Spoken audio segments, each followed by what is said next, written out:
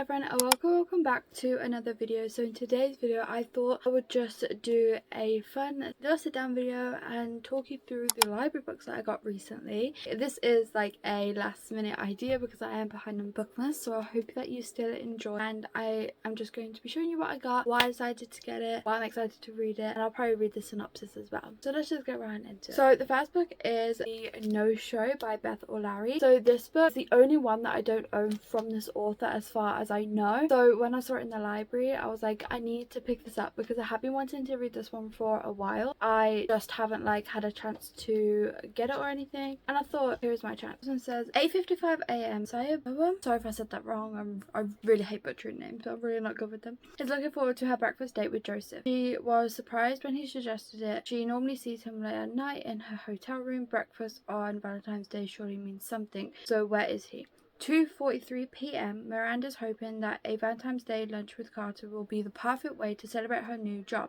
It's a fresh start and a sign that her life is falling into place. She's been dating Carter for 5 months and things are getting serious, but why hasn't he shown up? And at 6:30 p.m. Joseph Carter agreed to be Jane's fake boyfriend at an engagement party. They've known each other long, but their friendship is fast becoming the brightest part of her new life. In Winchester, Joseph promised to save Jane tonight, but he's not here. Meet Joseph Carter, that is, if you can find him. Wait, okay, so this sounds really interesting. I've never read the synopsis before, but I'm guessing the preface of it is it's about this one guy, and at loads at different times, like different things he's meant to be doing, but he doesn't show up to any of them. Like it's kind of like his missing type thing. That sounds really good. Hence the no-show. Wait, so does he have different dates? Is it like he's supposed to be going on 3 different dates at obviously 3 different times, but he doesn't show up to either? So it's like, where is he? Why is he not showing up to all these things that he's meant to be showing up to? That does sound really interesting. I'm very excited to go into this one now. Then we have The Slip by Sharon Bolton. I have been wanting to read this one for a while, but it hasn't been one that is like one that I've made a priority. It's always been one that I've kind of seen. I'm like, oh, that looks interesting. I generally don't know what it's about though. It's just one that I keep seeing everywhere. So I was intrigued to read it. So this will be the first time I actually find out what it's about as I read the synopsis with you right now. She's got nowhere left to hide. A year ago, in desperation, Felicity Lloyd signed up for a lengthy research trip to the remote island of South Georgia. It was her only way to escape, and now he's coming for her. Freddie Lloyd has served time for murder. At last, he's on her trail, and this time he won't stop until he finds her. Because no matter how far you run, some secrets will always catch up with you. Intriguing. Okay, so this one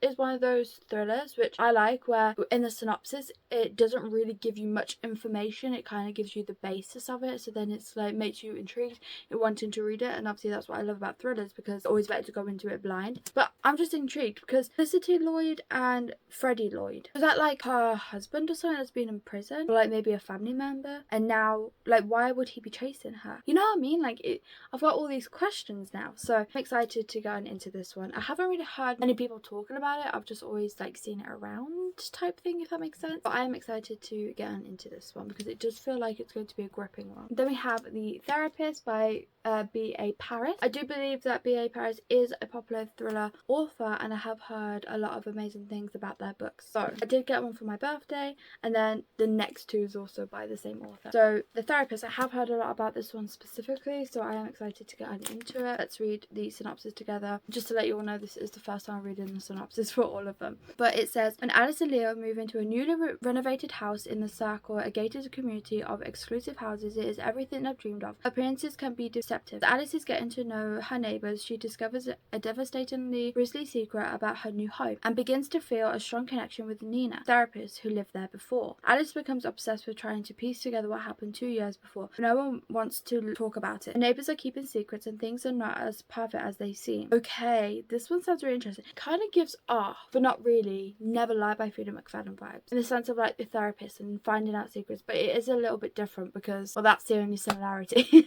There's obviously a lot of differences between them, but that's just the first book that pops in my mind when I think of a thriller therapist type thing. But it sounds really interesting because I wonder why Alice feels a connection with Nina, and I wonder what the secrets are, like what happened in the house, you know? This is why I want to get into thriller and mysteries more, hence why I've got so many from the library, because I do read them and I do enjoy them when I read them, but it's not always something that I choose to pick up, if that makes sense. Well, obviously it is, I've read them before, but it's not one I consistently pick up, and there is no reason for it because every single time I pick one up I enjoy it. I'm excited to get into this one. And then moving on from that, we also have The Dilemma by the same author, and this is also the other one that I've been hearing a lot about by this author more recently. And it says it's Olivia's 40th birthday and she's having a party of a lifetime to make up for the wedding she never had. Everyone she loves will be there except her daughter Marnie, who's studying abroad, but although Olivia loves Marnie, she's secretly glad she won't be at the party. She needs to tell Adam something about their daughter, but she's waiting until the party is over so they can have his last happy time together. He wants everything to be perfect for Olivia, so he's secretly arranged for Marnie to come home and surprise her on her birthday. During the day he hears some terrible news. He needs to tell Olivia because how can the party go on? She's so happy, so excited, and the guests are about to arrive. Dilemma: how far would you go to give someone you love at least a few hours of happiness? Oh my goodness, that one sounds so interesting.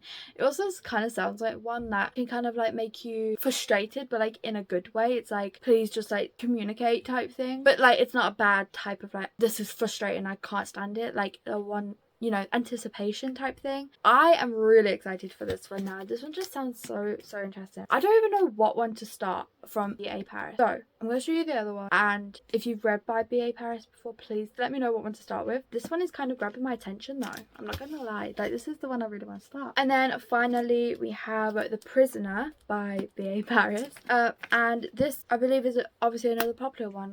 This author is popular, so I have been seeing it around, but this one says Secret Suspicion Survival. Then Amelie, sorry if I'm saying that wrong, has always been a survivor from losing her parents as a child in Paris to making it on her own in London. As she builds a career for herself in the magazine industry, she meets and agrees to marry Ned Hawthorne. Now, Amelie wakes up in a pitch black room, not knowing where she is. Why has she been taken? Who are her mysterious captors? And why does she soon feel safer here in prison than she had begun to feel with her husband Ned? Okay, it's a strange one, because apparently she feels safer with her captors than her own husband. Like, what's the story around that? Interesting. Okay, I'm very intrigued to get on into this one, as it sounds interesting and very gripping. Most of these sound gripping, I'm not going to lie. So that was the short unexpected video for today. I still hope you really enjoyed. Please remember to like and subscribe and leave this emoji if you watch until the end, and I hope to see you all in my next video.